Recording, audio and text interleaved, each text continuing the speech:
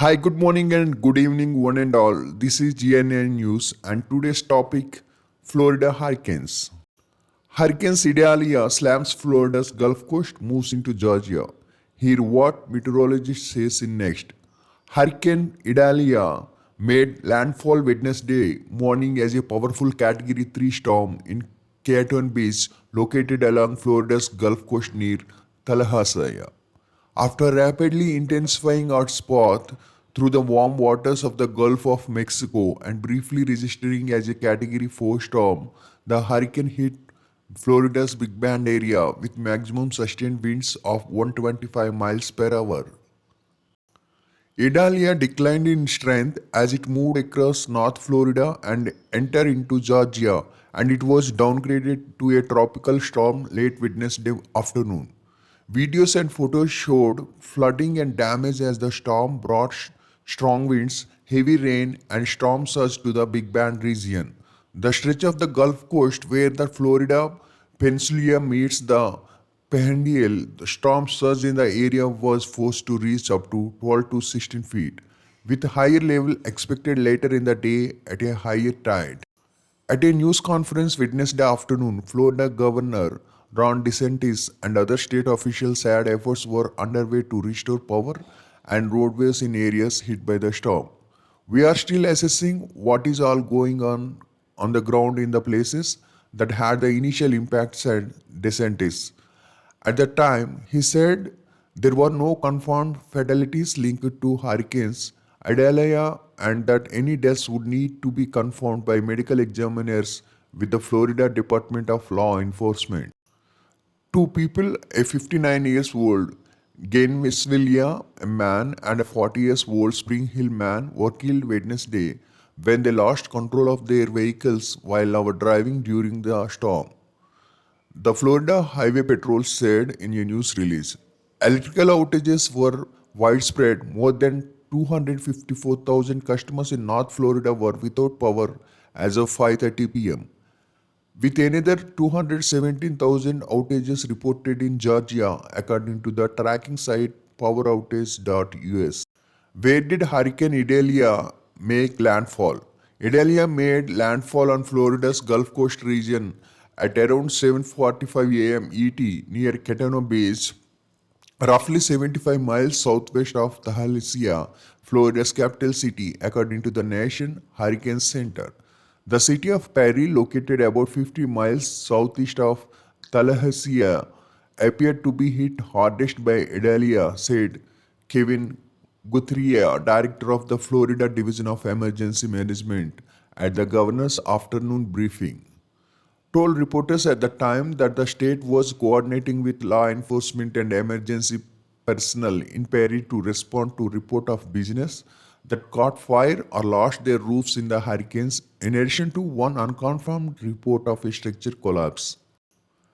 Madison County, about 35 miles inland, was also weathered, impacting from the storm, including a lot of debris on the ground and near total loss of power, Guthiek said. Water levels along coast of Florida Big Bend region were rising quickly Wednesday morning, and recent reports from a tide gauge operated by the National Ocean and Atmospheric Administration indicates that levels reached 6.8 feet above the mean higher water, which is an approximately indication in the area, the National Hurricane Center said.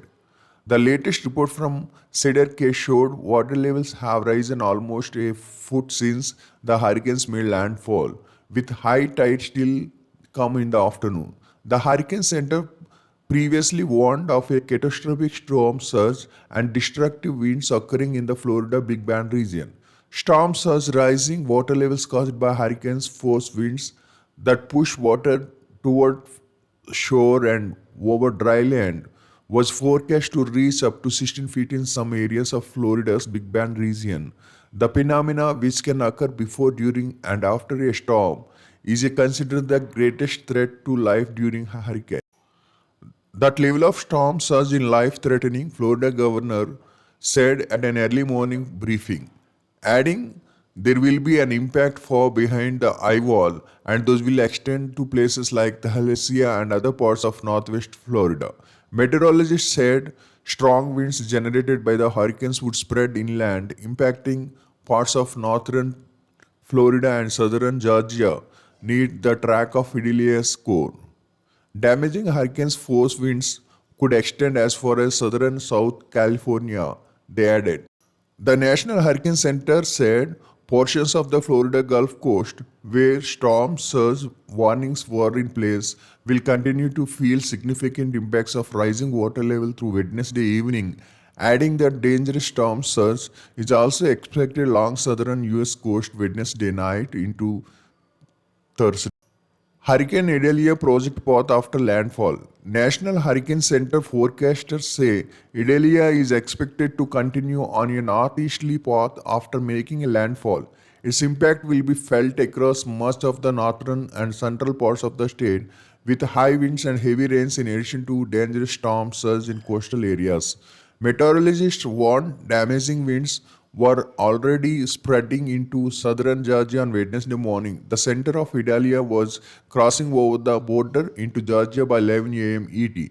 The Hurricane Center said, adding that the storm continued to driven up water levels along Florida's Gulf Coast. In 5 p.m. ET update, the National Weather Service, the Halicia said tropical hurricanes warnings have been cancelled.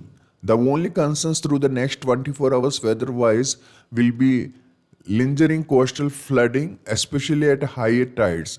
The weather services there reported significant spikes in water levels along the nearby river after Idalia's landfall. Meteorologists previously warned of potentially unprecedented conditions in the area, saying Hurricane's Idalia's size had never entered the Alphacy Bay, located just south of the capital city.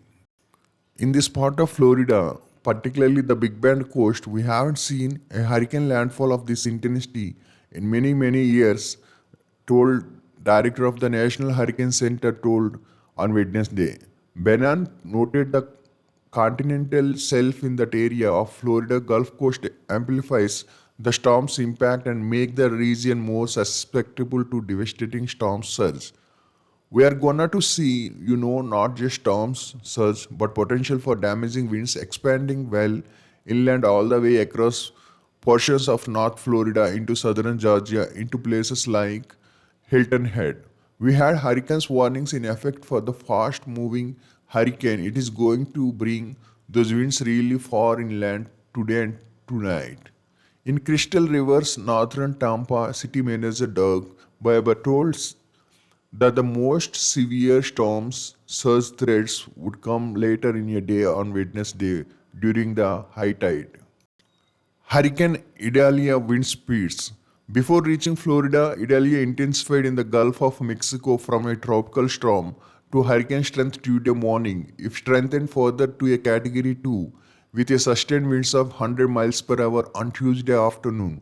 Overnight, it rapidly intensified to Category 3 and then Category 4 with winds of 130 miles per hour earlier Wednesday, before retreating slightly back to Category 3. The Hurricane Center later downgraded Idalia to a Category 2 storm as its maximum sustained wind drops to 110 mile per hour and later 105 mile per hour with higher gusts recorded.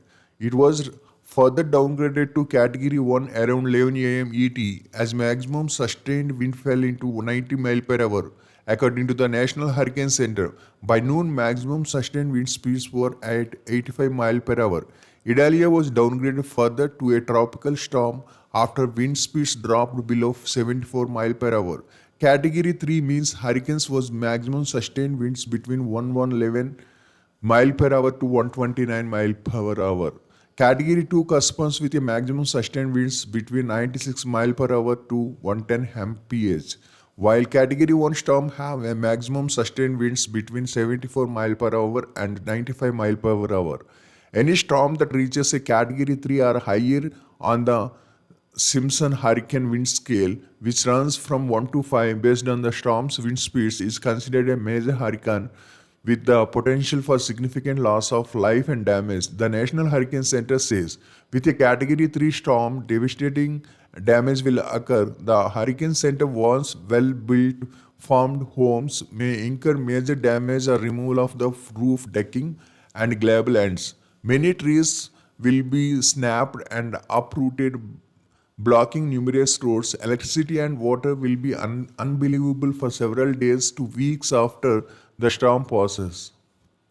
And finally, how long is Hurricane Idalia supposed to last? Idalia was still a hurricane as it moved into southern Georgia, but then weakened into a tropical storm. It was still bringing heavy rain and the threat of tornadoes as it continued towards the coast of Carolina. The National Hurricane Center said Idalia is expected to turn more toward the east and move offshore into the Atlantic on Thursday, decreasing in strength as it travels. Thank you for watching this video. If you like this video, please like, share and subscribe so that we will do more videos in future. Thank you.